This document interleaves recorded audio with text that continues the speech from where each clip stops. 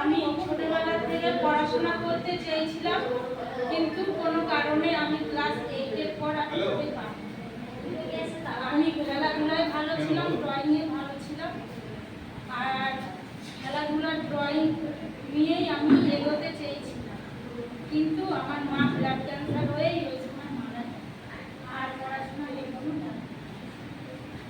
ভেবেছিলাম কোনোদিন বিয়ে করবো না, কিন্তু আমার দিদির জোর জবরদস্তির কারণে আমার বিয়েটাও, কিন্তু বিয়ের পরে আমি যেভাবে থাকতে চেয়েছিলাম স্বামীকে নিয়ে, ছেলেকে নিয়ে, সেটাও আমার ভালোভাবে হয়ে গেছে।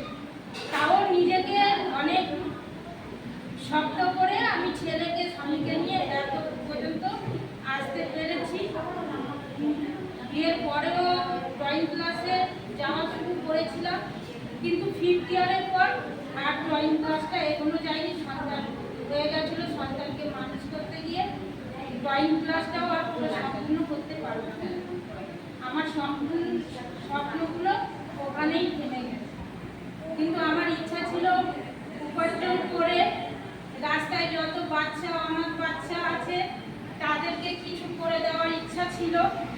আবার যারা ওই মাসিরা আছে, সেই সব মাসিরা রাস্তায় টাকা চেয়ে ওদের জীবনযাপন চালায়, এগুলি দেখে আমার খুব কষ্ট লাগে। রাস্তায় অন্ধ যারা প্রতিবন্ধী তাদেরকেও দেখে আমার কষ্ট লাগে।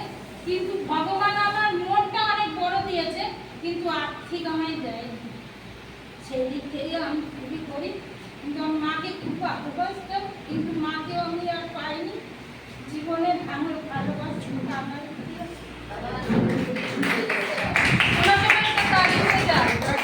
আজকে আজকে আমি এইটাই চাই যে তোমাদের মনের মধ্যে যা সুপ্ত মানে কথা আছে বলো, নিজেদেরকে হালকা করো। আমরা পারি, অনেক কিছু পারি।